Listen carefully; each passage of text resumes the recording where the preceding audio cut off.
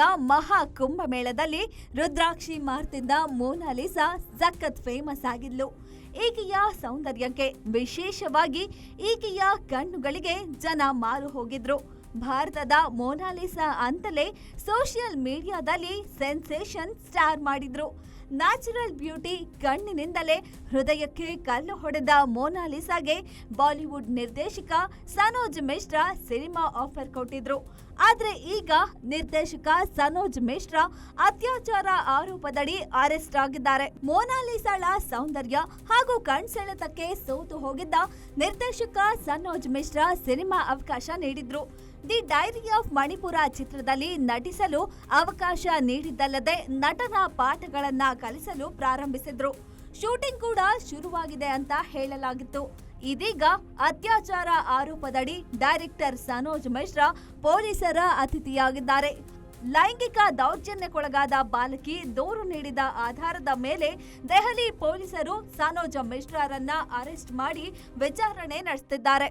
ಸಿನಿಮಾದಲ್ಲಿ ನಟಿಸಬೇಕೆಂಬ ಕನಸು ಕಂಡಿದ್ದ ಝಾನ್ಸಿ ಎಂಬ ಪುಟ್ಟ ಊರಿನ ಯುವತಿಯ ದೂರಿನ ಪ್ರಕಾರ 2020ರಲ್ಲಿ ಇಬ್ಬರಿಗೂ ಪರಿಚಯವಾಗಿದೆ.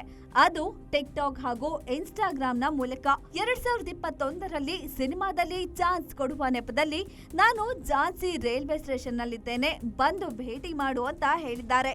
ಇದಕ್ಕೆ ನಿರಾಕರಿಸಿದ್ದಕ್ಕೆ ನಾನು ಆತ್ಮಹತ್ಯೆ ಮಾಡ್ಕೊಳ್ತೀನಿ ಅಂತ ಬೆದರಿಸಿದ್ರಂತೆ.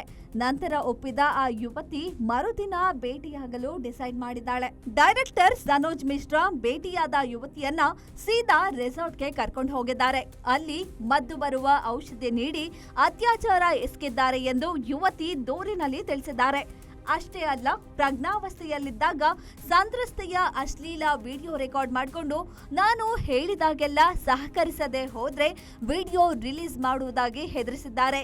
ಈ ರೀತಿಯಲ್ಲಿ ಬ್ಲ್ಯಾಕ್ ಮೇಲ್ ಮಾಡ್ತಾ 3-4 ಬಾರಿ ಅತ್ಯಾಚಾರ ಮಾಡಿದ್ದಲ್ಲದೆ 3 ಬಾರಿ ಗರ್ಭಪಾತ ಮಾಡಿಸಿದ್ದಾರೆ ಎಂದು ಸಂತ್ರಸ್ತೆ ದೂರಿನಲ್ಲಿ ತಿಳಿಸಿದ್ದಾರೆ. ಇನ್ನು ಯುವತಿ ಪೊಲೀಸರಿಗೆ ದೂರು ನೀಡುತ್ತಿದ್ದಂತೆ ನಿರ್ದೇಶಕ ಸನೋಜ್ ಮಿಶ್ರಾ ಜಾಮೀನು ಕೋರಿ ದೆಹಲಿ ಹೈಕೋರ್ಟ್ ಮೆಟ್ಟಿಲೇರಿದ್ರು.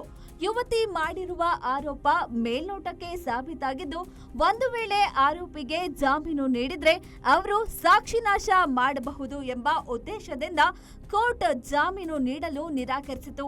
ಇದರ ಬೆನ್ನಲ್ಲೇ ಪೊಲೀಸರು ಸನೋಜ್ ಮಿಶ್ರಾರನ್ನ ವಶಕ್ಕೆ ಪಡೆದಿದ್ದಾರೆ. ಆ ಯುವತಿ ದೂರು ನೀಡದಿದ್ದರೆ ಮುಂದೊಂದು ದಿನ ಮೋನಾಲಿಸಾಗೂ ಅನ್ಯಾಯವಾಗ್ತಿತ್ತೇನೋ ಅಂತ ಕೆಲವರು ಹೇಳ್ತಿದ್ದಾರೆ.